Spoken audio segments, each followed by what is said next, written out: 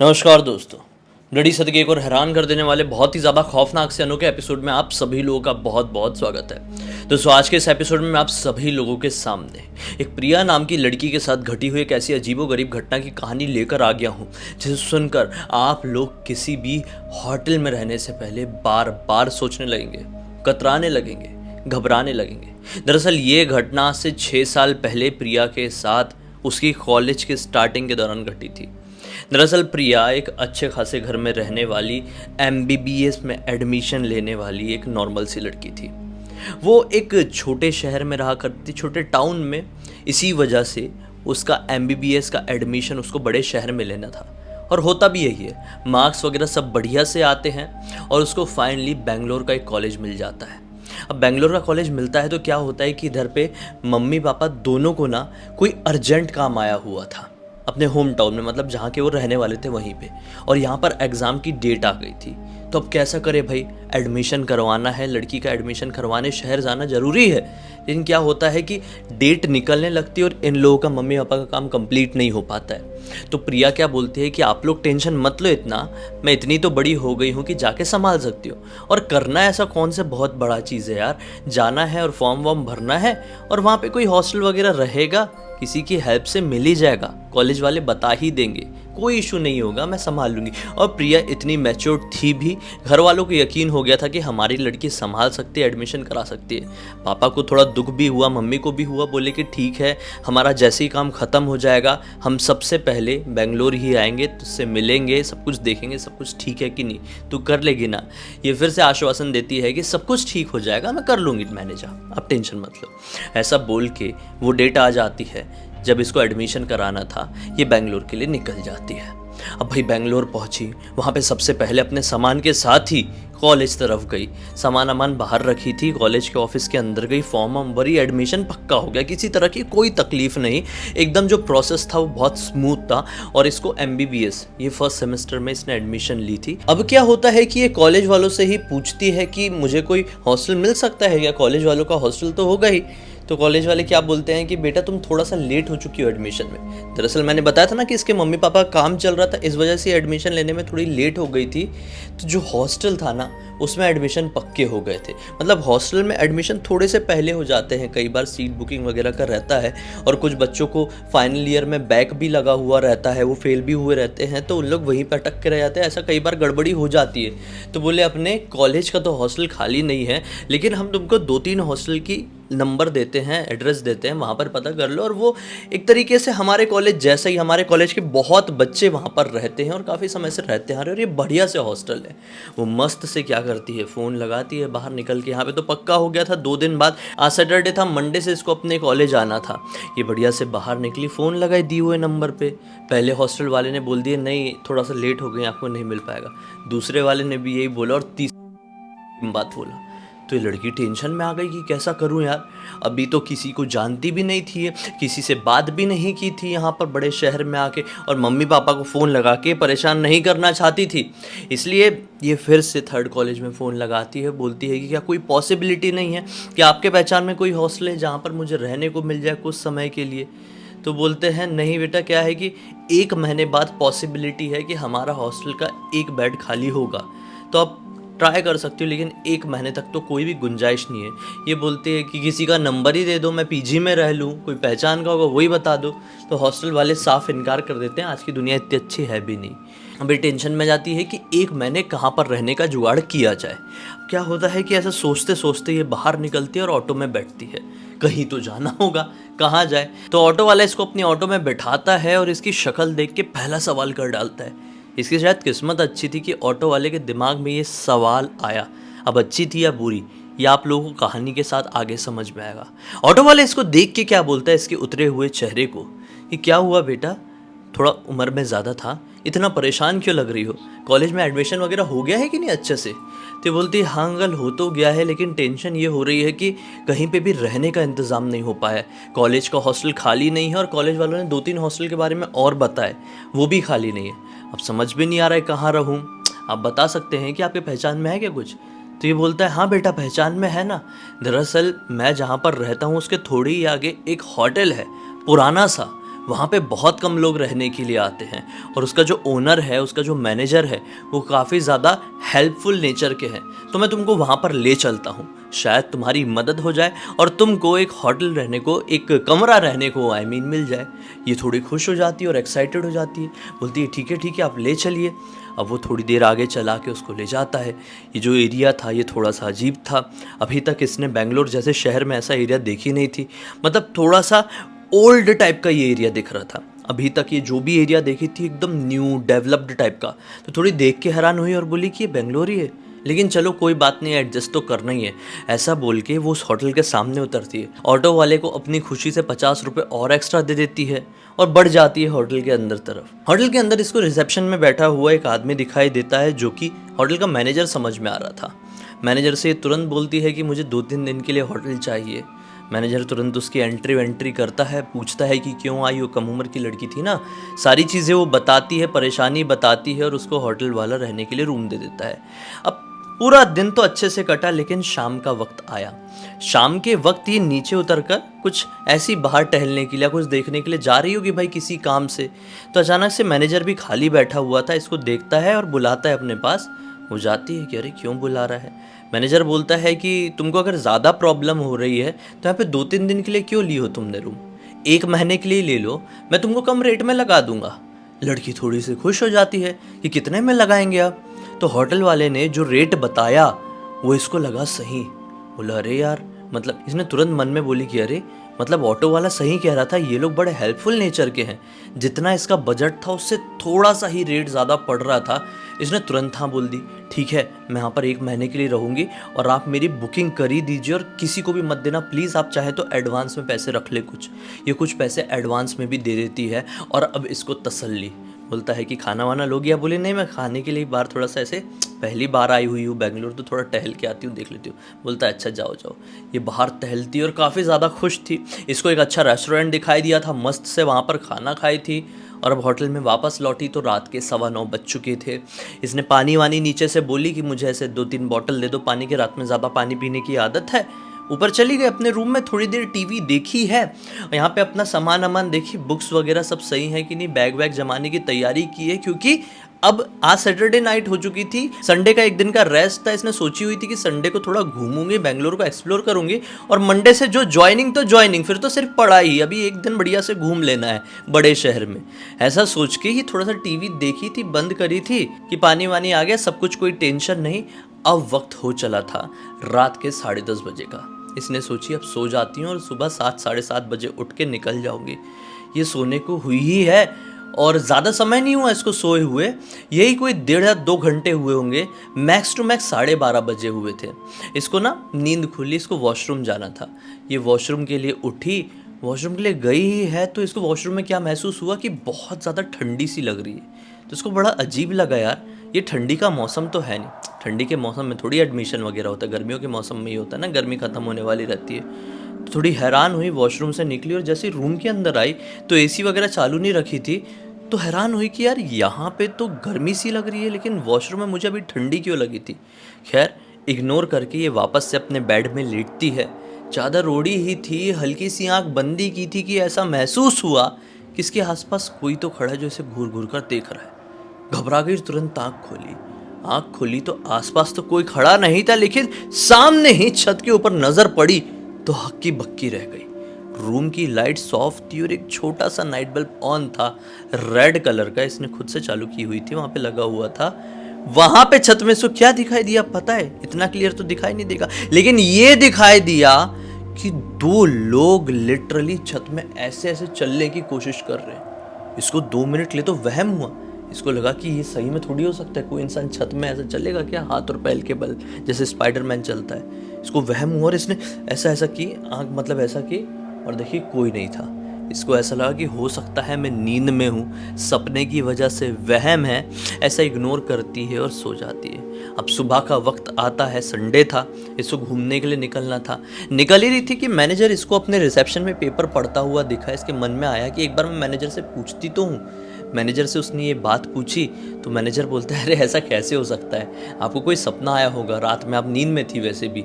ये सोचती हाँ पॉसिबिलिटी है कि सपना होगा, इग्नोर कर देती है। रात गई बात गई, ऐसा हो जाता है, बाहर जाती है, बढ़िया से घूमती है। 7 साढ़े 7 बजते हैं, बढ़िया एक्साइटमेंट थी कि पहली बार आज लाइफ में मतलब अगले दिन वो कॉलेज जाने वाली थी। नए नए लोग मिलते हैं, नई पढ़ाई होती है, अब सब कुछ चेंज होने वाला था इसकी ज़िंदगी में। अब रात में ये सोने के लिए जाती है, खाना वाना आज इसने होटल वालों की तरफ से ही खाई हुई थी, होटल वालों से ही बोल दी थी कि मुझे ये खाना चाहिए, उन लोगों ने इसके रूम में भिजवा दिया था। मस्त खाई हुई, थोड़ा सा टीवी देखी। आज 10:30 11 बजे के आसपास इसको नींद आई है। आज फिर से सोए हुए कुछ समय बीता ही है और अभी लगभग 1:30 से 2 बजे ही होंगे कि इसको अचानक से क्या सुनाई देता है पता है, कि आसपास कोई आदमी औरत लड़ाई कर रहे हैं। तो हैरानी हुई, इसकी नींद खुली, लड़ाई करने की आवाज आ रही थी ना, तो नींद खुली। नींद खुली तो अपने सामने देख के एकदम घबरा गई, बहुत जोर से चिल्लाने ही वाली थी। क्या देखी पता है, इसके रूम में ही एक आदमी औरत खड़े हैं इसके बेड के थोड़ी आगे और एक दूसरे से लड़ाई कर रहे हैं। धीरे धीरे जोर जोर से बोल के नहीं लड़ाई कर रहे हैं, क्या कर रहे हो तुम, समझ में नहीं आ रहा है क्या, ऐसे ये वाली टोन से लड़ाई कर रहे हैं। तो ये घबरा गई, ये लोग कैसे आ सकते हैं। ये नज़र घुमाती है दरवाजे की तरफ, दरवाज़ा तो अंदर से ही बंद है, दूसरी तरफ बाथरूम, बाथरूम भी बाहर से ही बंद है। तो ये लोग आए तो आए कहाँ से। ये बड़ी घबरा सी गई कि ये लोग तो थे ही नहीं यार, ये कैसे आ सकते हैं। ये फटाक से अपना पूरा चादर ना अपने सर के ऊपर डाल लेती है, क्योंकि अब इसकी दिल की धड़कनें बहुत ज़्यादा बढ़ चुकी थी। रात भर ये लड़ाई की आवाज़ आती रही, इसकी हिम्मत नहीं थी। मतलब इसको इतनी ज़्यादा ठंड लगने लगी थी ना, डर के मारे इतनी घबराहट हो रही थी कि वो अपना सर निकाले तो निकाले कैसे, देखे तो देखे कैसे, अरे पूछे तो पूछे कैसे कि आप लोग हो कौन, मेरे रूम में कैसे घुसे हो और लड़ाई क्यों कर रहे हो इस तरह से। इसकी हिम्मत नहीं हुई। अब जब सुबह सुबह का वक्त आया होगा, यही कोई 4:30 बजे के आसपास का टाइम हुआ होगा, ये लड़ाई झगड़े की आवाज़ भी बंद हो गई और ये सो भी गई। इसको बड़ा डर लगा था यार। अब कॉलेज जाने का वक्त आया तो ये पहले ही आज उठ गई, पहले ही जाके उठ के मैनेजर से पूछती है, बोलती है कि मेरे रूम में मुझे ऐसे ऐसे 2 लोग दिखाई दिए, ऐसा क्यों हो सकता है, बताइए आप। तो मैनेजर बोलता है अरे मैम आपका ये वहम है, आप नई जगह आई हुई हो ना, इसलिए आपको ये हो रहा होगा, ऐसा सपना दिखाई दे रहा होगा। ये फिर शौक में चली जाती है, यार हो सकता है वहम ही होगा, क्योंकि रूम तो अंदर से बंद था, बाथरूम भी बंद था, सब कुछ बंद था, तो वो लोग आएंगे तो आएंगे कैसे, और आएंगे तो जाएंगे कैसे। तुरंत मतलब लड़ाई होते होते शांत हो गई, ये कैसे हो सकता है। मतलब ये सारी सोच के साथ वो बाहर की तरफ निकलती है, ऑटो मिलती है और वो कॉलेज पहुंच जाती है। आज कॉलेज का पहला दिन था, बढ़िया से लेक्चर वेक्चर अटेंड की और होटल में हुआ लगभग वो भुला दी। उसको लगा कि सपना ही होगा ना और क्या। लेकिन कॉलेज के एंड होते होते तक कॉलेज में उसकी एक दोस्त बन जाती है सीमा। वो सीमा से इस बारे में डिस्कस कर ही लेती है, क्योंकि थोड़ा सा तो अब देखो वापस पहले तो कॉलेज का माहौल, फिर जब एंड का माहौल आया थोड़ी दोस्ती हुई, तो फिर बातचीत हुई कि कहाँ रुके हुए हो, कहाँ रह रहे हो, कैसा हॉस्टल कैसा रूम। तो इसके सामने भी ऐसी बात निकली, तो इसको अपने रूम का अचानक से दिमाग में ऐसा टच किया। इसने सीमा से डिस्कस की तो सीमा हंसने लगी, बोलती है कि अरे क्या बात कर रही है प्रिया, ऐसा थोड़ी हो सकता है, ये सारी चीज़ें सपने अपने रहते, सच्चाई में थोड़ी पॉसिबल है ये सारी चीज़ें। वो सोचती है कि चलो यार पूरी पॉसिबिलिटी है, मैं थोड़ा ज़्यादा ही माइंड कर रही हूँ, ये सपना ही है, छोड़ो घर को जाती हूँ। वो घर मतलब रूम को जाती हूँ। वो रूम गई, उसका वही रूटीन के हिसाब से खाना वाना खाइए, थोड़ी टीवी देखी, आज जो भी नोट्स वोट्स तैयार की थी उसको थोड़ा सा देखी, बंद की। 11 बज गए थे आज सोने को, सब कुछ बंद बुंद कर कुरा के लाल नाइट बल्ब जला के ये सोई ही है कि फिर से थोड़ी देर बाद इसको फिर से किसी की लड़ाई करने की आवाज़ सुनाई देती है। और फिर थोड़ी देर बाद वो लड़ाई की आवाज़ रोने गाने में बदल गई। आवाज़ लड़ाई से रोने गाने में बदल तो गई थी, लेकिन इसकी हिम्मत नहीं हुई थी कि ये आंखें खोल के देख ले कि ये लड़ने की आवाज़ वापस से मेरे रूम से आ रही है क्या। फिर ये आवाज़ पहले थोड़ी देर पहले थोड़ी दूर से तो आ रही थी, लेकिन ये आंख बंद करी हुई थी, हालांकि ये जाग तो चुकी थी, अपना चादर अंदर से पकड़ी हुई थी। वो लड़ाई की आवाज़ अब इसके थोड़े नज़दीक आ गई, इतना नज़दीक कि ऐसा लगने लगा कि बेड से चिपक के कोई लड़ रहा है। इसने धीरे से अपनी आंख खोली, सही में सामने एक आदमी औरत खड़े होकर लड़ रहे थे और एक औरत रो रही थी। इसने तुरंत आंख बंद करी, फिर से उड़ी और फिर से सोने की कोशिश करने लगी और सोच ली कि कुछ भी हो जाए सुबह मैं मैनेजर से ये बात क्लियर करूँगी। पता नहीं क्या यार, मुझे बहुत डर लग रहा है। और मन में भगवान का नाम लेने लगी नॉन स्टॉप। थोड़ी देर बाद ये लड़ाई बंद हो गई, आज सुबह तक नहीं चली। ये इंतज़ार कर रही थी कि कैसे कैसे सुबह हो। सुबह के 7 बजे पूरी रात सो नहीं पाई, डर के मारे टीवी चालू कर दी। जब ये झगड़ा बंद हुआ पूरी रात टीवी देखी, मैनेजर को जाके डिस्कस की तो मैनेजर बोलता है कि नहीं मैडम, मैनेजर का मतलब वही चीज़ रिपीट हो रहा है। बोलती है छोड़िए आप शायद कुछ छुपा रहे हैं मुझसे, ऐसा बोल के नहीं कॉलेज के लिए निकल जाती है। आज कॉलेज में भी मन नहीं लगा, हालांकि दूसरा ही दिन था, लेकिन वहीं की पूरी बात दिमाग में घूम रही है। मम्मी पापा से भी बताए तो क्या बताए। अब जब वापस से छुट्टी का टाइम आता है तो ये सीमा से, जो अपनी नई फ्रेंड है, उससे डिस्कस करती है, बोलती है कि ऐसा ऐसा हुआ। तो सीमा बोलती है यार 2-2 3-3 बार अगर तेरे साथ हो गया है तो एक काम कर, एक हनुमान चालीसा की बुक, उसके बैग में ना हमेशा हनुमान चालीसा की एक छोटी सी बुक रहती थी। बोलती है मैं तेरे को देती हूँ, उसको ना अपने सिराने में लगा के सो जाना, मतलब तकिए के नीचे लगा कर सोना, रख कर सोना, कोई परेशानी होगी बला वला होगी तो टल जाएगी। ऐसा बोल के बुक दे देती है। वो भी अपने रूम में पहुँचती है और आज तकिए के नीचे उसने हनुमान चालीसा रखी हुई थी। अब सो गई, वही डेली वाला रूटीन ख़त्म करके सो गई। अब सोई ही है, थोड़ी देर बाद हमेशा की तरह आज फिर से इसको कुछ आवाज़ें सुनाई दी, लेकिन आज मारने पीटने की आवाज़ थी आपस में। ये घबरा गई, तुरंत तकिया के नीचे सोते सोते ही हाथ डाली और हनुमान जी की किताब पकड़ी, हनुमान चालीसा की, और हनुमान चालीसा इसको जितनी आती थी ये बोलना शुरू कर दी। इसके बोलने के साथ वो लड़ाई झगड़े की आवाज़ कम होती जा रही थी। अब हनुमान चालीसा की पॉजिटिविटी कहो या फिर इसका माइंड गेम कहो, वो आवाज़ अब थोड़ी देर बाद ख़त्म हो गई। इसने ठान ली कि मम्मी पापा से सुबह होते ही डिस्कस करूँगी, कल मैं कॉलेज जाऊँगी नहीं और देखती हूँ कि इसका क्या करना है, जो सिचुएशन मेरे साथ क्रिएट हुई है नई। सुबह हुई, मम्मी पापा को फ़ोन लगाया गया, इसके द्वारा सारी बात बताई। तो मम्मी पापा बोलते देख बेटा, अगर ऐसी प्रॉब्लम हो रही है तो तू अभी के अभी वो रूम खाली कर दे। एडवांस दी है, वापस मिले ना मिले सारी चीज़ें मत सोच, जान है तो जहान है, तू रूम छोड़ के चले जा। हमें तेरी बातों पर विश्वास है, हमें मजाक नहीं लग रहा है, हमें वहम नहीं लग रहा है, और होगा भी तो रिस्क क्यों लेना, निकल जा। ऐसे सुनी इसने, थोड़ी पॉजिटिविटी आई मन में कि मम्मी पापा साथ दे रहे, मेरी बातें समझ रहे।